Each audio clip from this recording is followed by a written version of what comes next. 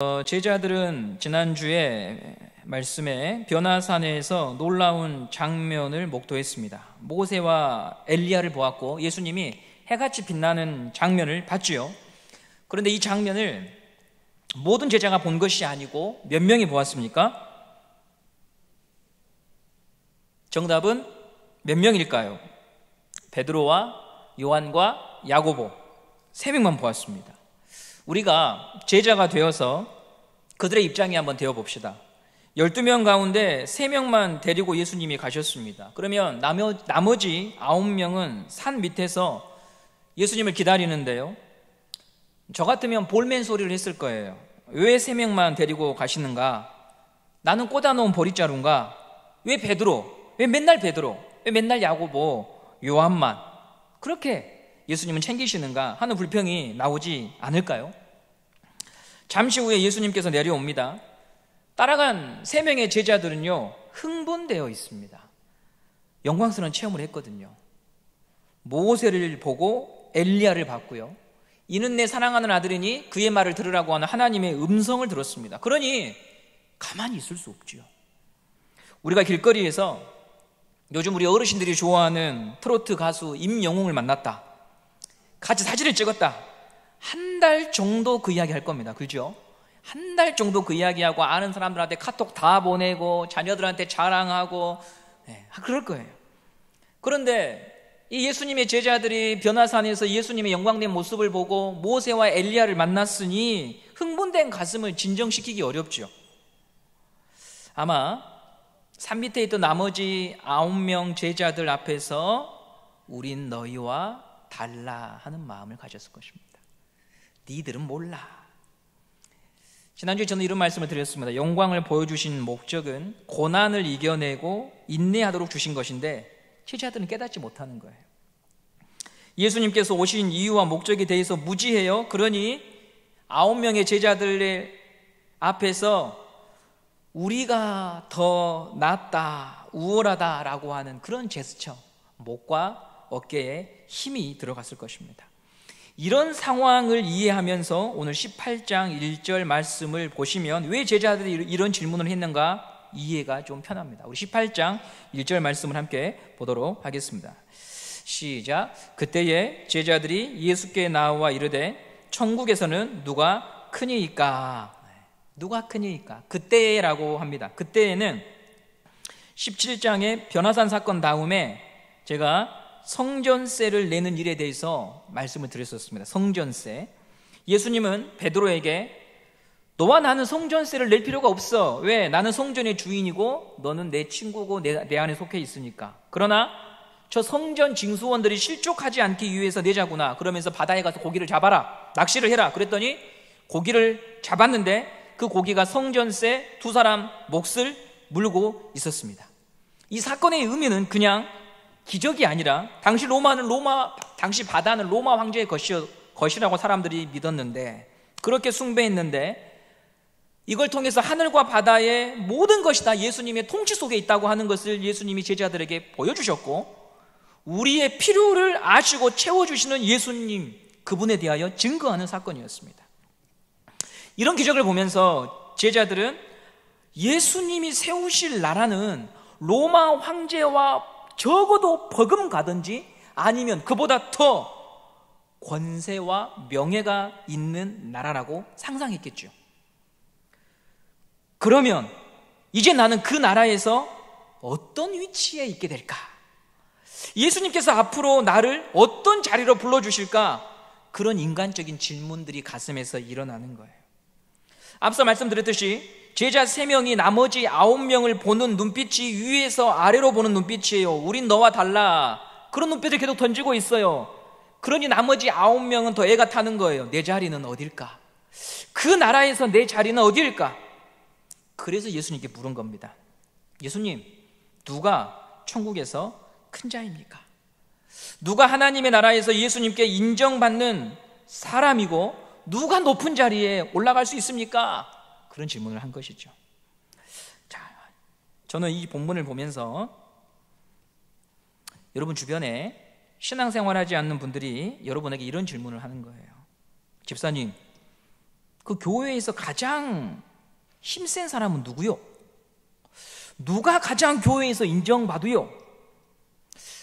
세상에서는 권력을 가진 사람이 목소리를 내고 그 사람들 말에 다 굴복하는데 집사님 다니시는 그 교회는 누가 가장 힘있고 누가 가장 세고 누구에 의해서 교회가 움직여지요? 라고 질문한다면 여러분들은 뭐라고 대답하시겠습니까?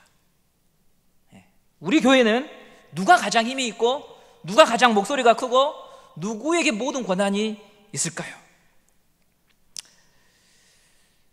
이것은 우리가 몸담고 있는 이 공동체가 하나님 나라를 반영하는지 아니면 세상 모임의 연장선인지를 가늠할 수 있는 지표이기 때문에 우리는 오늘 이 말씀을 통해서 우리는 어떤 교회를 이루어가고 또 나는 이 교회 안에서 어떤 모습으로 어떤 위치로 어떤 자세로 살아가야 하는지를 고민해 볼 수 있는 중요한 본문이죠. 예수님은 제자들의 질문을 들으시고요, 답변을 하시기 위해서 한 가지 행동을 하시는데 근처에 있는 어린아이를 하나 불러서 제자들 가운데 세우셔요.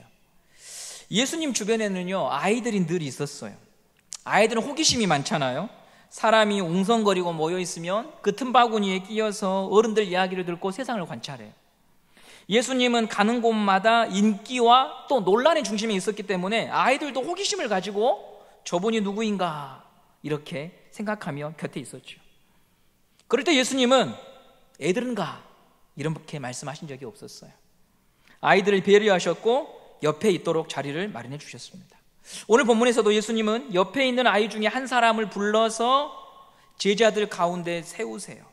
그리고 3절에 말씀을 하십니다. 18장 3절 말씀을 읽어보도록 하겠습니다. 시작. 가라사대 진실로 너희에게 이르노니 너희가 돌이켜 어린아이들과 같이 되지 아니하면 결단코 천국에 들어가지 못하리라. 예. 너무 잘 하시는 말씀이죠. 놀라운 건 어린아이와 천국을 연결시켜서 설명하고 있다고 하는 거예요. 어린아이와 같이 되지 아니하면 천국에 들어갈 수 없다. 바리새인이나 서기관처럼 어떤 종교적인 열심을 갖지 아니하면 천국에 들어가지 못한다. 이런 게 사실은 그 당시 사람들의 수준의 답변이거든요. 그런데 예수님은 너무나 엉뚱한 대답을 하고 계세요. 성경의 이 배경이 된 시대에 어린아이는 사람의 수에 들어가지 않다는 거 여러분도 이제 복음서 기적을 통해서 많이 들어보셨을 거예요. 사람의 수를 셀 때 어린아이를 넣지 않았다고 하는 것은 그들은 그 시대에 동등한 자격과 권리가 없는 사람이었어요. 저희 교회가 떡을 돌릴 때 어른들 수로 셈합니다. 다음 세대 하면서도요 신약 시대처럼 아이들이 셈에 들어가지 못하는 경우가 허다해요. 우리가 미래를 지향하고 다음 세대가 이 교회의 주인이다라고 말을 하지만 우리가 갖고 있는 이 사고와 틀 가운데에 누군가 새로운 사람들을 집어넣는다고 하는 것은 여러분 그렇게 어려운 거예요. 대단히 어려운 거예요. 늘 누가 중심이냐면 여기에 오랫동안 있어왔던 내가 중심인 거죠. 이 자리에 끼지 못하는, 큰 목소리를 내지 못하는 사람들에 대해서는요 과거나 현재나 미래나 언제나 사람들은 잘 돌아보지 않습니다. 그래서 성경의 이야기는 오늘 우리 시대의 이야기하고요 크게 다르지 않다고 말할 수 있습니다. 혹 다음에 떡 내실 분이 계시면 여러분들은 도전해 보시기 바랍니다. 네, 도전해 보시기 바랍니다. 네, 어른들 몇 명이요? 묻는과 동시에 애들은 몇 명이요? 그렇게 묻는 게 우리가 다음 세대를 말하는 사람들의 행동에 맞는 말씀이 아니겠습니까? 제가 이걸 봐요. 아이들 떡은 없거든요. 근데 아이들이 떡을 먹는 경우가 있습니다. 아이들 떡은 분명히 없는데 어떤 경우냐? 할아버지나 할머니나 아빠나 엄마가 우리 교회 다니면 애들이 떡을 먹어요. 그 말은 뭐냐면 사랑하기 때문에 챙겨주는 거예요. 내가 안 먹고. 그러니까 우리에게 필요한 건 돈이 아니고요 우리에게 필요한 건 내 자식을 살피듯 내 자식의 바운더리에 밖에 있는 사람들을 살피는 마음만 있으면 충분히 챙길 수 있는 거예요. 그게 있을 때 하나님이 우리 교회에 영혼들을 붙여주시지 않겠어요? 하나님이 봉선동에 있는 교회에 영혼들을 보내실 때 아무렇게나 보내시겠어요? 그 아이가 그래도 그 교회 가서 대접받고, 그 아이가 그 교회 가서 그래도 소중한 사람으로 취급받는 그런 곳에 우리도 자녀를 보내고 싶은데 하나님 마음은 오죽하겠냐 이 말이죠. 우리 모두가 다 그런 것들에 대해서 생각할 수 있는 그 마음들이 있기를 간절히 사모합니다. 그래서 이번에 떡 낼 때는 애들 떡도 먹을 수 있는 날이 오기를 간절히 바랍니다. 누가 낼지 모르겠어요. 예수님이 살던 시대는요, 아이들의 위치가 없었어요. 이걸 어떻게 생각하시면 되냐면, 과거에 우리 여성분들의 삶을 생각하면 이해가 빨라요. 여자란 남자를 위해서 필요한 존재였죠. 아이를 낳아주고 가사일을 위해 데리고 사는 정도였지, 여자가 남자와 동등한 대접을 받지는 못했잖아요. 그게 바로 아이들과 여자의 위치였어요. 아이들은 스스로 생존할 수 없고 부모의 권위 아래 있었어요. 자기를 주장할 수 없고 부모가 시키는 것을 해야 되는 존재, 그게 지금 이 어린아이예요. 저희 집에 매일 아침마다 들리는 환청이 있는데, 태양아 밥 빨리 먹어라, 주하나 마스크 챙겨라, 알림장은 챙겼냐, 물은 챙겼냐, 엘리베이터 버튼 눌러놔라, 똑같은 주님의 음성이 매일마다 반복이 돼요. 어린아이는 부모의 통제를 받아요. 그래서 아이들의 꿈은 뭐냐면, 나는 빨리 어른이 될 거야, 나는 빨리 어른이 될 거야. 물론 요즘 초딩 아이들은 나는 건물주가 될 거야, 이런 말을 하는 애들이 있는데, 내 마음대로 살고 싶고 독립하고 싶고 실컷 자고 싶고 나를 세워서 게임해도 뭐라고 하지 않는 어른이 되고 싶은 것, 부모의 음성이 없는 삶을 살고 싶어 해요. 그런데 천국은 어린아이의 위치로 내려가서 부모의 말씀을 들어야 되는, 이해해야 되는, 부모의 결제가 떨어지기를 바라고 기다리는 그런 사람들의 나라라고 하는 거죠. 하나님 나라의 백성의 특징은 휘두를 수 있는 실력과 권한이 있지만 하나님을 기억하고 생각함으로 자신의 태도와 행동에 재갈을 물리고 하나님으로만 살려고 하는 싸움을 계속하는 사람들이에요. 이런 싸움을 치열하게 성실하게 매일매일 해나가는 사람은 종교인이 되는 것이 아니라 사람을 대하는 태도에도 반드시 변화가 오겠죠. 이런 예를 들어볼게요. 최근에 저희 대청부 대학생의 담당 교수님이 저희 교회에 3주간 출석을 했습니다. 대학 교수, 시간 강사님이 아니시고 정교수. 대학 교수라고 하는 직위는 한국 사회에서 제법 성공한 사람이라고 하는 평가를 들을 수 있는 직업이죠. 그리고 30대 후반에 교수님이 되셨으니까 제법 빨리 되신 거죠. 이런 분들은 어디를 가셔도 사실은 자기 자리가 있습니다. 대접을 받죠. 저도 교수님이 오셨다기에 이전부터 안면이 있어서 반갑게 맞이해드리고 또 대청부 친구들에게 알려드리고 저희 교인들에게도 몇몇 분에게 소개를 했어요.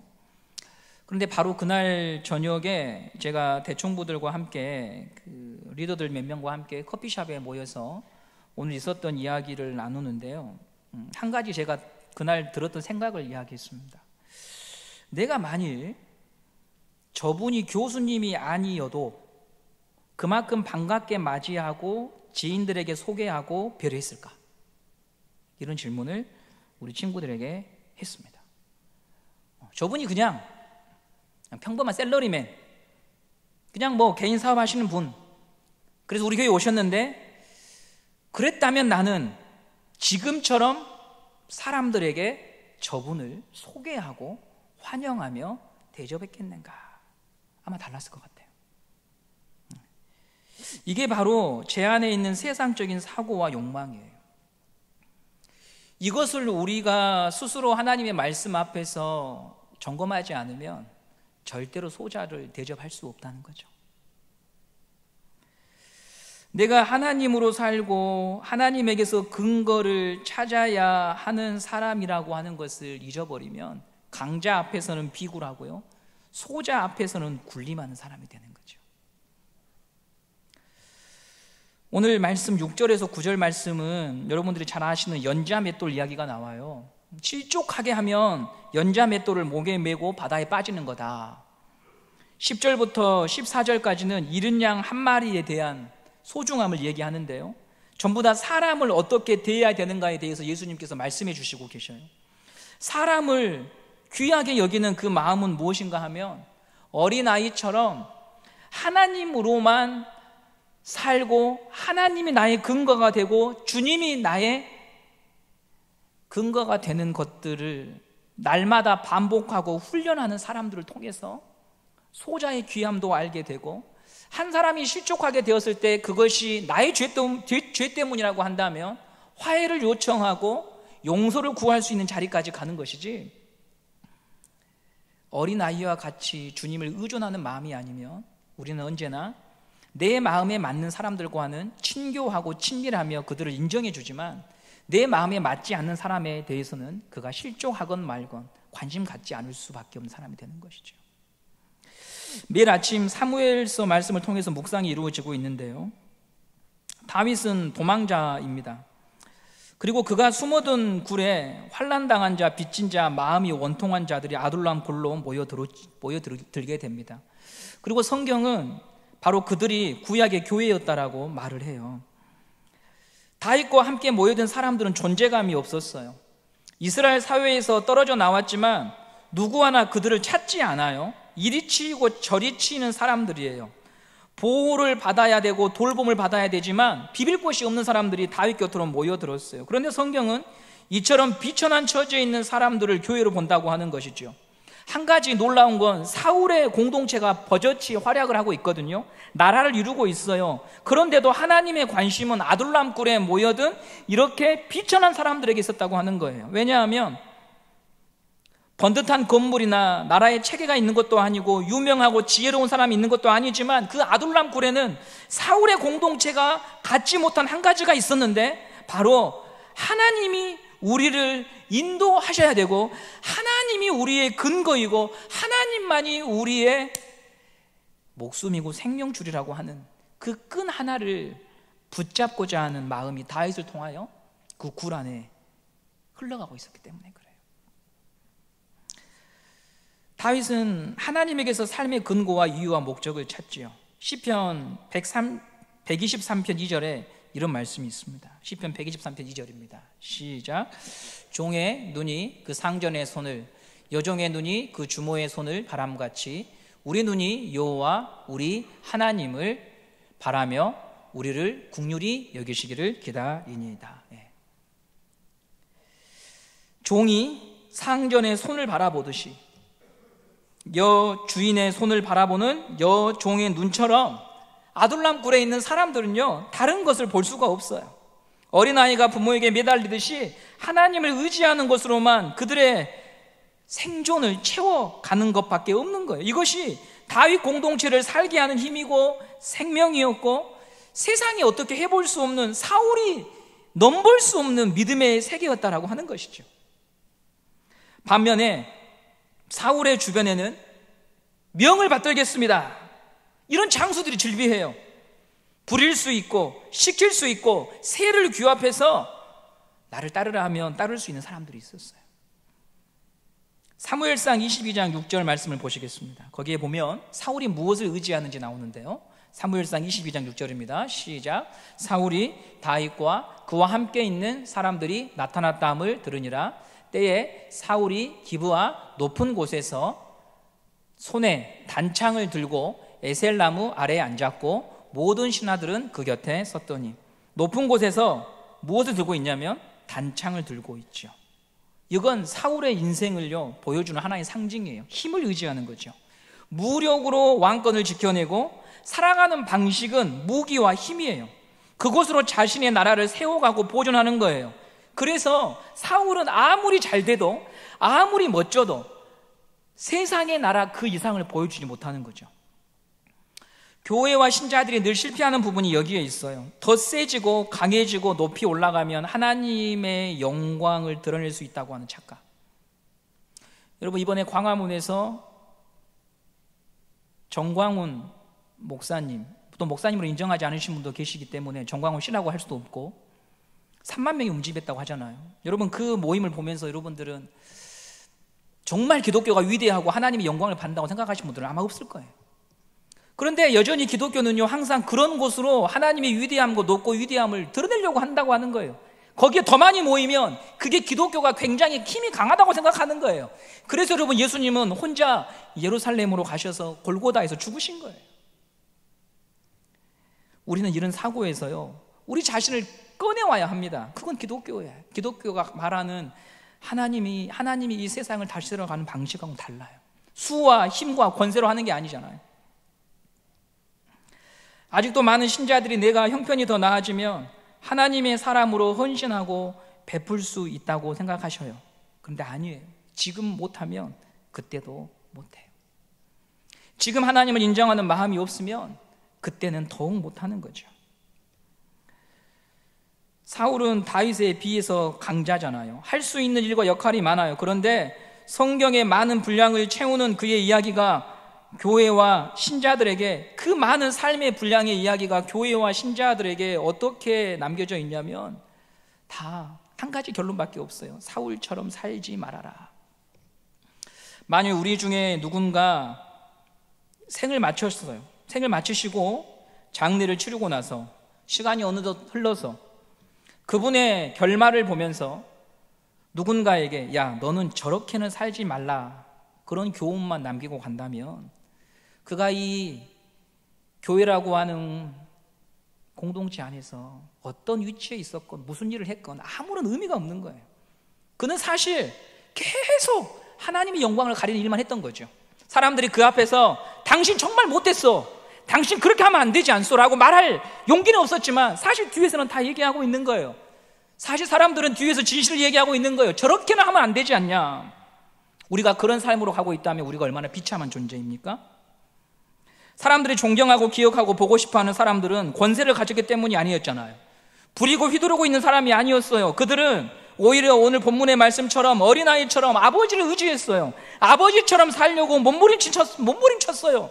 하나님의 말씀이라고 한다면 그 말씀에 자기를 맞춰가고 그 말씀 때문에 고민하고 그 말씀 때문에 내가 할 수 있는 여러 가지 일들이 있지만 그 말씀에 위배가 된다면 그 말씀대로 살기 위하여 자기의 자존심도 자기의 고난도 내려올 각오를 갖고 살았던 사람들, 그들을 성도들은 존경하고 그들을 예수 믿지 않은 사람들도 그 사람들에 대해서는 그는 참 예수 믿는 사람이었다라고 말을 하는 거죠. 예수님께서 어린아이들과 같이 되어야 천국에 들어간다고 하신 말씀, 어린아이와 같이 되는 것은 하나님의 결제를 받는 자리로 항상 내려가는 거예요. 사울은 자신이 하나님이 되려고 했어요. 내가 결제하고 내가 짚어주면 그게 법이 되고 지시하면 그것이 규칙이 되는 그런 재미에 빠져 살았어요. 그래서 이걸 놓고 싶지 않았어요. 그래서 다윗을 꼭 죽여야만 했지요. 어린아이와 같이 된다고 하는 것은 결제자가 아니라 결제받는 자리로 항상 내려가는 거예요. 하나님의 가르침과 말씀보다 앞섰던 것을 회개하고 돌이켜서 다시 말씀의 권위 아래로 내려가는 것이 어린아이처럼 되는 거죠. 이런 장면을 다윗은 많은 인생의 부분에서 보여주는데요. 용변을 보러 들어왔던 사울을 기억하시죠? 그는 혼자였습니다. 한번 생각해 보세요. 3,000명을 이끌고 다니는 사울이 군부대와 떨어질 수 있는 확률은 거의 없습니다. 항상 근위대가 있고 경호하는 사람들이 있습니다. 그런데 그날을 유독 그는 혼자가 되었습니다. 그리고 주변에 용변을 볼 만한 장소가 한 곳이었다면은 이해가 되는데 수없이 많은 굴 중에 다윗과 동료들이 숨어든 굴에 들어왔으니까 하나님이 주신 기회가 아닙니까? 옆에 있는 동료들도 다윗, 우리의 기도에 하나님이 응답하셨다, 감격합니다. 다윗도 정신을 차리고 서둘러서 사울에게 칼을 뽑아서 다가가지요. 그런데 그는 사울의 목을 겨누는 것이 아니라 옷자락을 베는 것으로 대신하고 돌아와 버립니다. 왜 그랬을까요? 결정적인 순간에 결제자가 아니라 결제를 받으려고 한 거죠. 결정권자가 아니라 어린아이의 자리로 돌아가서 하나님이 이것을 과연 허락하시는가, 거기로 내려왔던 것입니다. 그런데 여러분, 이 장면은 저희가 다 아둘람 굴에 있다고 한다면, 여러분들이 다윗의 동료여서 아둘람 굴에 숨어 있다고 한다면요, 저놈은 왕의 자리를 발로 차는구나. 왕위에서 점점 멀어지는 일을 하고 있는구나. 저렇게 미련할까? 저렇게 현실 감각이 없을까? 그런 말 들었을 것입니다. 언제 이 도망자 생활을 끝내려고 얼마나 동료들이 답답해 있을까요? 눈 한 번 질끈 감고 사울을 해치면 되는 것을. 이 관점을 예수님의 삶에 그대로 대입해 보세요. 십자가로 세상을 구원하겠다고 하는 예수님의 말씀을 제자들이 이해 못하잖아요. 십자가로 하나님의 나라를 이루겠다고요? 십자가로 하나님의 뜻을 이루겠다고요? 맞서 싸울 힘을 키우고 세를 규합해야지, 사리사욕에 빠진 지도자들을 끌어내려야지. 그렇게 해야 정의로운 사회가 오는 것 아닙니까? 그것이 바로 민중이 원하는 것 아닙니까? 시대가 요구하는 길이 아닙니까? 그런데 십자가라니요. 이게 베드로와 제자들, 그리고 바라바를 풀어주고 예수를 못 박으라고 했던 사람들의 마음이었어요. 그게 말이 됩니까? 그러나 여러분, 우리는 봅니다. 영원할 것 같았던 로마 제국도 끝이 났고요, 그 제국 이후로도 여러 나라가 흥망성쇠를 거듭했습니다. 그들은 영원한 나라를 꿈꾸었지만 역사의 한편을 장식할 옛 이야기가 되었습니다. 그러나 예수의 나라는 짓밟히고 버림받고 조롱당했지만 여전히 오늘 우리의 가슴에 살아있는 것이죠. 그분의 나라는 이 세상이 추구하는 방식과 달라서 여전히 사람들에게 환영받지 못하지만, 그래서 그렇게 해서 일이 되겠냐고, 그렇게 해가지고 되겠냐고. 십자가는 대표 기도 때나 설교 때나 들려지는 이야기지, 현실의 우리의 삶에서 그렇게 해가지고 뭐가 되겠냐 라고 하는 게 우리의 노래가 되었고 우리 자조 섞인 이야기가 된 거 아닐까요? 그러나 저는 믿습니다. 주님은 2000년 전에만 나의 주님으로 계시지 않고 지금도 우리의 주님으로 살아계셔서 여전히 어린아이와 같은 사람들을 통해서 당신의 나라를 이루어 가시는 분인 줄 믿습니다.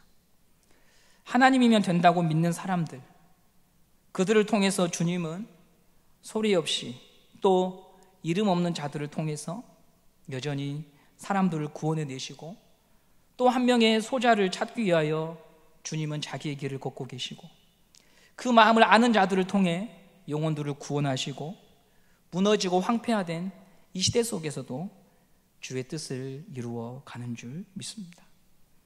부디 여러분의 이름이 10년 후에, 20년 후에, 30년 후에 누군가 이분은 누구야? 라고 물어봤을 때 우리 모든 교육자들이 다 떠나고 교육자가 다 교체되어서 이분 한 분 한 분에 대하여서 누군가 여쭤보았을 때 비록 권세 없고 힘 없고 큰 이름은 없지만 주님을 제일 두려워했고 주님을 정말 사랑했고 어디에 가서도 주님을 생각하며 살았던 사람이라고 여러분들의 평가받을 수 있다면 여러분은 면류관을 받는 사람이 되지 않을까요? 여러분, 우리가 그런 날들을 생각하면서 우리의 하루하루를 조심히 걸어갈 수 있는 사람이 되기를 간절히 바랍니다. 우리 마음 안에 희미해진 십자가, 자기의 죽음으로 하나님의 뜻을 이루신 그 십자가, 그것이 우리가 평생 기억하고 노래해야 될 노래의 주제인 줄 믿습니다.